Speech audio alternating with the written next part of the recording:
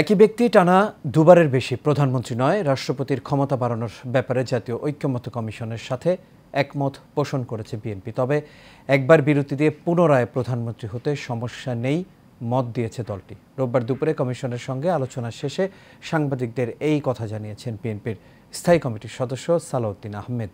তিনি জানান, পঞ্চদশ সংশোধনীর পূর্বাবস্থা চায় বিএনপি। কাউসার আহমেদের রিপোর্টে বিস্তারিত।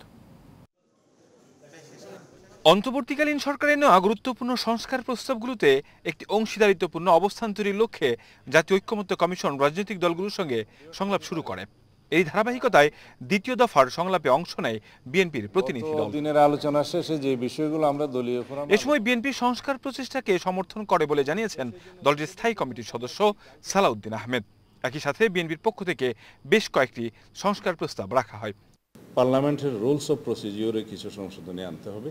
সেটা পার্লামেন্টের রুলস অফ প্রসিডিওর সংবিধানের কোনো বিষয় নয়, সেটা পার্লামেন্টে আলোচনার মধ্য দিয়ে সেটা অ্যামেন্ডমেন্ট করা যায়, সেটা একটা আইন।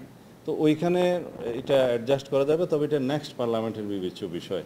তারপরে যদি লিডার অফ দি হাউস এবং প্রাইম মিনিস্টার এবং লিডার অফ দি পার্টি মানে পার্টি চেয়ারম্যান অথবা পার্টি প্রধানের ক্ষেত্রে যে ওনারা একই ব্যক্তি হতে পারবেন বলে প্রস্তাব দিয়েছে, এখানে আমরা এটা ওপেন রাখতে বলেছি, যেটা অপশনটা পলিটিক্যাল পার্টির এবং মেজরিটি পার্টি অফ দি পার্লামেন্টের অপশনটা রাখা উচিত। সালাউদ্দিন আহমেদ জানান, অবাধ সুষ্ঠু নির্বাচনের ক্ষেত্রে কেয়ারটেকার সরকারের বিধান রাখা দরকার, যার মেয়াদ হবে 3 মাস। যে রাষ্ট্রের নাম পরিবর্তনের এখানে কোনো যৌক্তিক কারণ নাই, এটা দীর্ঘদিনের 54 বছরের প্র্যাকটিসের মাধ্যমে জনগণ গ্রহণ করেছে। আর তাছাড়া এই বিষয়ে কথা বলতে গেলে কথা বলতে হয়, এটা একটা ইটালিক অরিজিন শব্দ রেস পাবলিকা থেকে রিপাবলিকের, সেটা অর্থাৎ রেস মানে জিনিস, পাবলিকা মানে জনগণের জিনিস, সেটা হচ্ছে জনগণেরই তন্ত্র। এটা কোনো রাজতন্ত্রের বিপক্ষে উচ্চারিত শব্দ নয়, এটা হচ্ছে জনগণ কর্তৃক জনগণের শাসনের তন্ত্র, প্রজাতন্ত্রী এখানে উল্লেখ করা হয়েছে। এখানে রাজা এবং প্রজার কোনো সম্পর্ক নেই।